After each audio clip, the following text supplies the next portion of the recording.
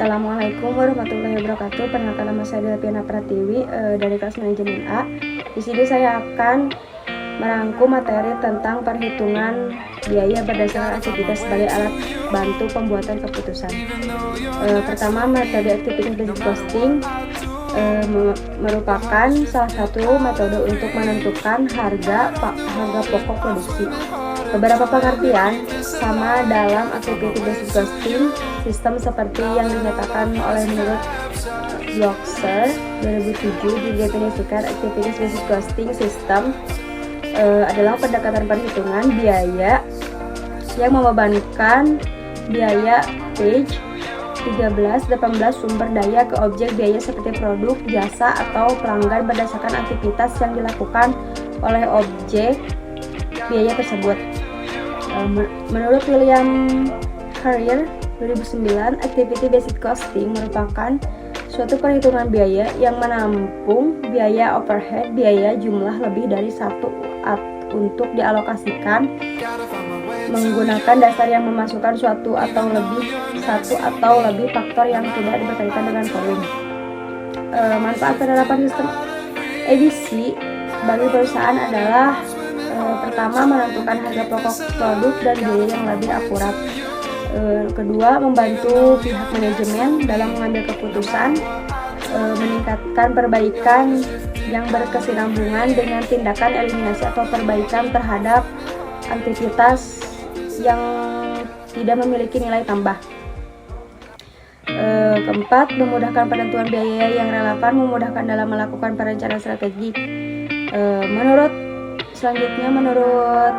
Brewer 2015 didefinisikan biaya berdasarkan aktivitas sebagai suatu metode perhitungan biaya yang dirancang untuk menyediakan suatu informasi biaya bagi manajer dalam mengambil keputusan strategis dan keputusan lainnya yang memungkinkan akan mempengaruhi kapasitas dan biaya tetap.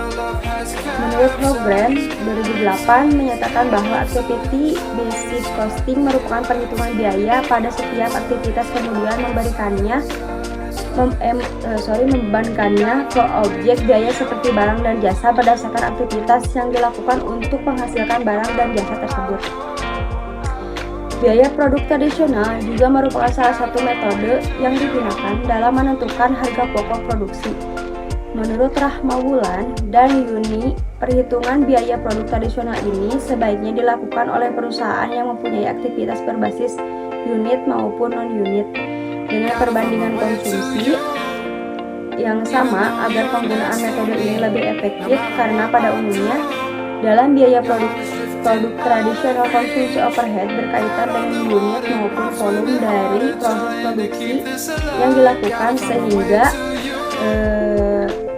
alokasi dari biaya overhead dikerjakan atas dasar dari jam tenaga kerja langsung. Mesin dan biaya dalam bahan baku, di mana hal seperti ini tersebut sebagai unit basic volume related cost driver. Dengan begitu, dalam pendekatan ini dapat diasumsikan bahwa pemakaian jumlah biaya overhead pabrik pada setiap produk itu sama. Hal tersebut terjadi karena dilakukan pembebanan dalam jumlah yang sama pada setiap produknya. Menurut Hansen dan Mowen 2007, activity based management, manajemen bebas activity adalah pendekatan terpadu di seluruh sistem yang memfokus setiap manajemen pada aktivitas dengan tujuan meningkatkan nilai pelanggan dan keuntungan yang dicapai dengan memberikan tersebut. Activity based costing adalah sumber utama informasi dalam manajemen bebas aktivitas. Menurut Wilson 1999 ada 5 langkah penerapan manajemen bebas aktivitas sebagai berikut. Yang pertama, identifikasi aktivitas. Yang kedua, identifikasi aktivitas tidak bernilai tambah. Memahami aktivitas manajer, penghubung aktivitas, root causer akar penyebab, dan trigger pemicu. 4. Melakukan pengukuran kinerja dan melaporkan biaya tidak bernilai tambah. Menurut Karin et al. 2006 menyebutkan activity based costing sebagai suatu sistem perhitungan biaya di mana tempat penampungan penampungan biaya overhead yang jumlahnya lebih dari satu didistribusikan menggunakan dasar yang diberikan satu atau lebih faktor yang tidak ada kaitannya dengan volume. Basic costing menyadari bahwa banyak biaya-biaya lain yang pada kenyataannya tidak dapat ditelusuri penggunaan energi tetapi aktivitas yang diperlukan untuk memproduksi energi. Menurut Carter dan Usman dari 9 activity basic costing, memperhatikan seberapa banyak suatu produk bervolume rendah merupakan produk yang merugi, maka kerugian tersebut tidak dapat dihilangkan keseluruhannya dengan cara menghentikan produksi tersebut, karena beberapa biaya yang membebankan ke produk tersebut tidak dapat dihilangkan. Menurut Kamarudin 2015, keunggulan dari kelemahan metode activity costing adalah keunggulannya yaitu menyajikan biaya produk yang lebih akurat dan informasi yang memberikan pengukuran profitabilitas produk lebih akurat terhadap keputusan strategi mengenai harga jual produk, pasar, dan pengeluaran modal.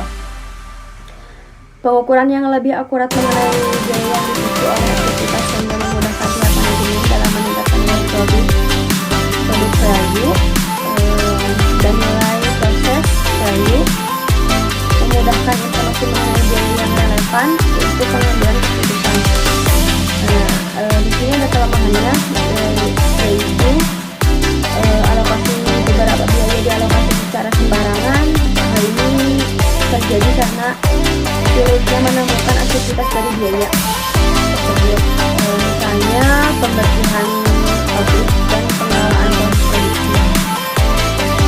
Kedua, mengabaikan biaya-biaya tertentu yang diabaikan dari analisis, misalnya iklan, riset, pengembangan, dan lain-lain. Pengeluaran dan waktu yang dikonsumsi di samping membutuhkan biaya yang mahal juga membutuhkan waktu yang lumayan lama. Selanjutnya, menurut K.H.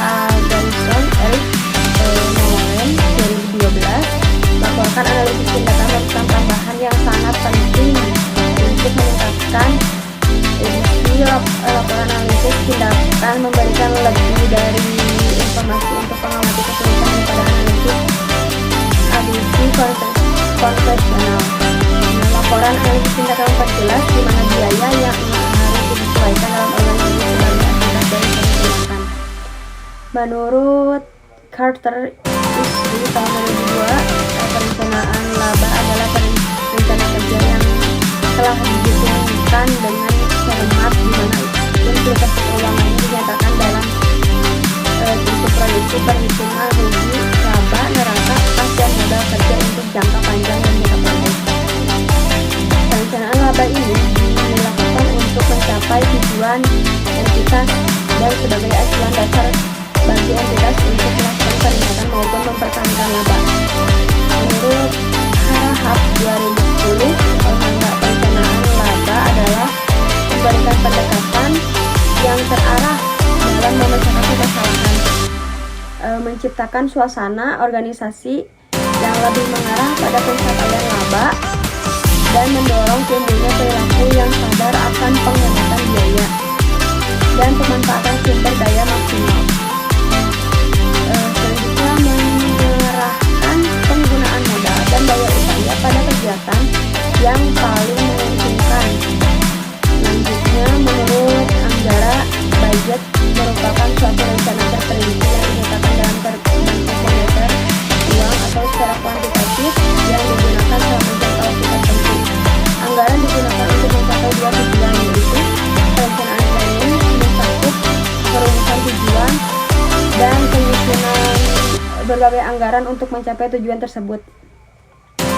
Pengendalian atau kontrol mencakup umpan balik untuk memastikan dijalankan secara efektif rencana yang telah direncanakan. Terdapat beberapa manfaat dari program penganggaran yang dicapai oleh perusahaan, yaitu anggaran merupakan alat komunikasi bagi rencana manajemen kepada seluruh organisasi. Anggaran memaksa manajer untuk memikirkan dan merencanakan masa depan.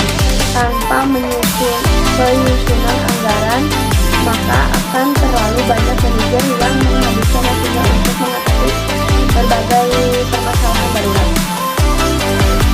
Proses penganggaran merupakan alat alokasi sumber daya pada berbagai bagian dari organisasi agar dapat digunakan seefektif mungkin. Proses penganggaran dapat mengungkap adanya potensi masalah sebelum masalah itu terjadi. Anggaran mengkoordinasikan aktivitas seluruh organisasi dengan cara mengintegrasikan rencana dari berbagai bagian.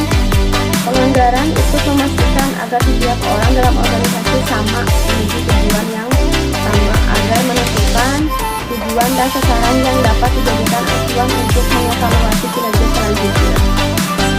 Sekian dari saya, semoga bermanfaat. Mohon maaf bila ada kesalahan. Wassalamualaikum warahmatullahi wabarakatuh.